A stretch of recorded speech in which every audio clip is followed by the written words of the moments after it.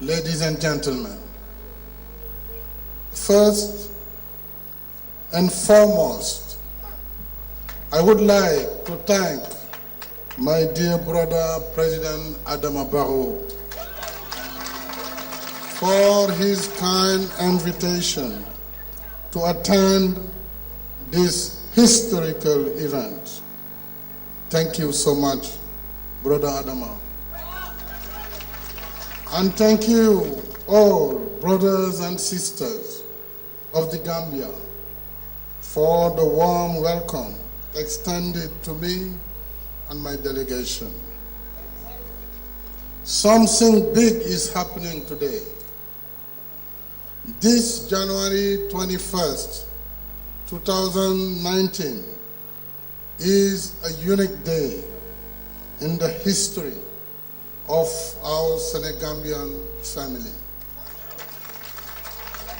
Today, I stand before you on behalf of your sisters and brothers from Senegal and on my own to pay tribute to my brother and friend, President Adama Barrow, and to all Gambian people for the great achievement we made together with the support of the African Development Bank Group. This bridge could not have been achieved without the political will and the leadership of the President Barrow. So, my dear brother, I extend to you and to the brotherly people of the Gambia my warmest congratulations for this outstanding achievement. Now allow me to switch in French and Wolof. Mesdames et messieurs, ce 21 janvier 2019 est un jour historique dans les relations anciennes de parenté, d'amitié et de bon voisinage entre les peuples gambiens et sénégalais. Ce jour est également un grand jour pour l'Afrique dans sa marche inexorable vers son unité. Nous sommes réunis par l'histoire, unis par la géographie, unis par les liens du sang, unis par un destin commun. Plus qu'un pont, cette infrastructure grandiose porte le symbole de ces liens de fraternité sénégambienne. Ces liens qui font que chaque Gambien est chez lui au Sénégal et chaque Sénégalais chez lui en Gambie.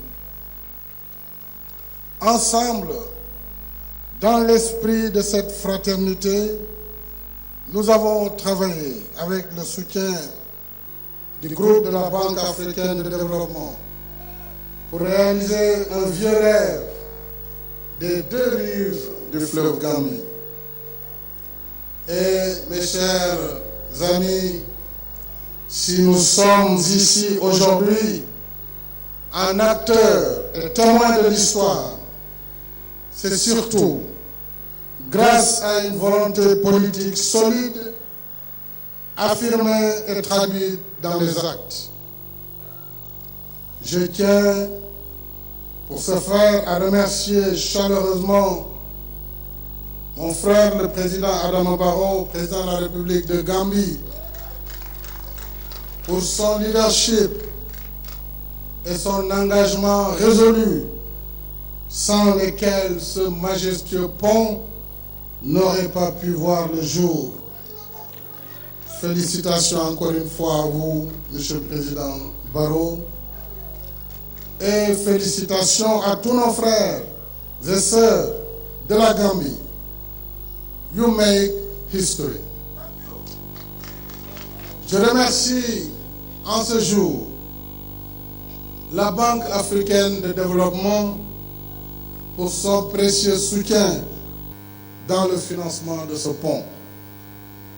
Sous la conduite de notre frère le président Akinwumi Adesina, la BAD est devenue plus qu'un partenaire au développement. Elle est aujourd'hui un véritable allié de nos pays.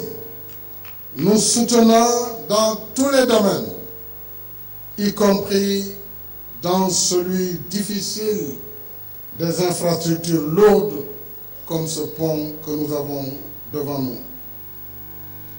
Le train express régional dont nous avons inauguré le premier tronçon lundi dernier porte le témoignage vibrant de cette alliance qui nous lie à la Banque africaine de développement.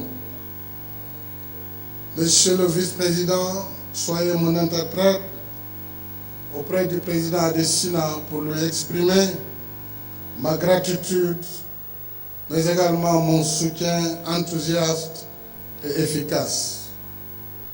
Je félicite les ministres Baye Lamine Diop et Abdoulaye Daouda Diop, ainsi que leurs collaborateurs, pour les efforts à cet ouvrage.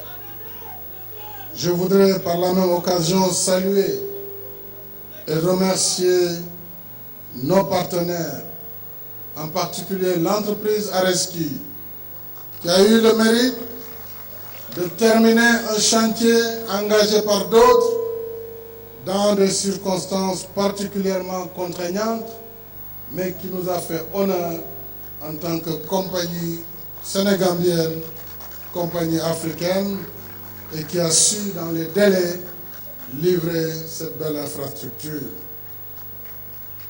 Et remercier aussi les bureaux d'études, le bureau CETEC et Studi, qui ont assuré avec rigueur et diligence la maîtrise d'œuvre.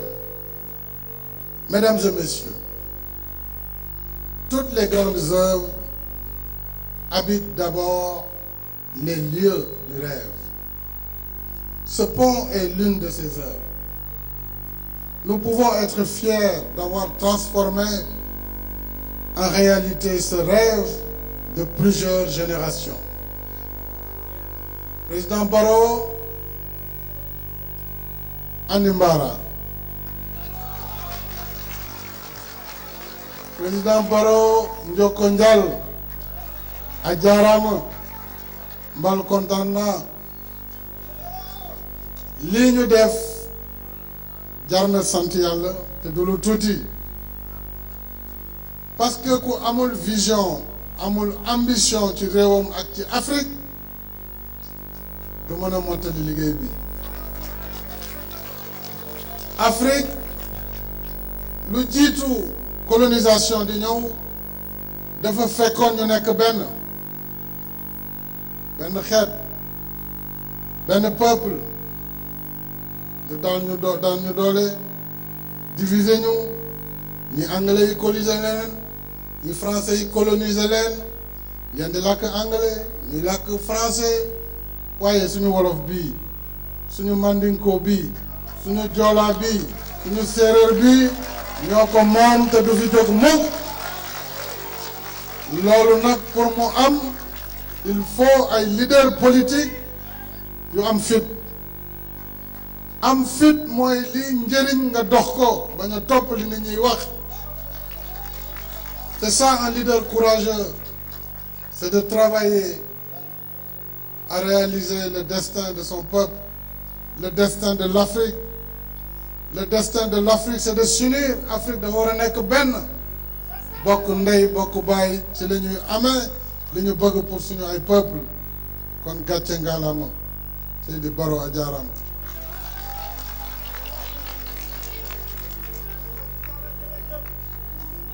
Ainsi, en reliant les deux fleuves, les deux rives du fleuve, le pont sur la Gambie facilite l'interconnexion des réseaux routiers de nos pays. Il réduit la durée des voyages, accroît les échanges commerciaux, renforce la cohésion entre nos peuples et contribue à l'intégration de la sous-région. Ensemble, nous avons réalisé notre rêve commun. Ensemble, relevons les défis de la maintenance, de la sécurité et de la sûreté. Pomme bi rafet na de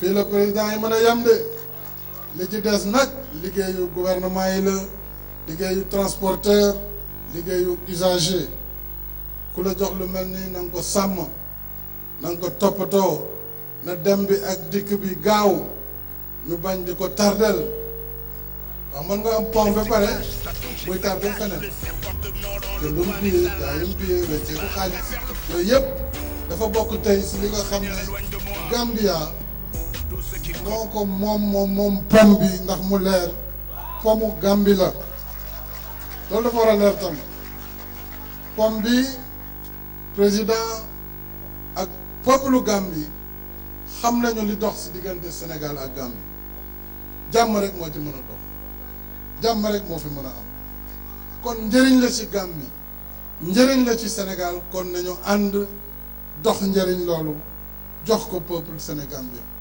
loolu mooy sama vision politique sama vision politique du am benn ambition ci Gambie ndax suñu vision politique mooy ànd lëkkaloo nekk benn partout en Afrique rawatina nag diggante Sénégal ak Gambie nga xam ne dafa mel ni Siin ak Saalum foog naa Moussa Ngom moo ko doon woy xam ne ñaari néeg la ñetteel bi di waañ ba di wàññi buur ba buuru Saalum kon nag xam leen ne ñaari réew yi jàmm rek a fi mën a am kon président jërëjëfati kon ensemble la main dans la main continuons notre marche résolue sur le chemin du progrès et du bien-être de nos peuples. Long live the Gambia, long live Sénégal, long live Sénégambia. Jërëjëf.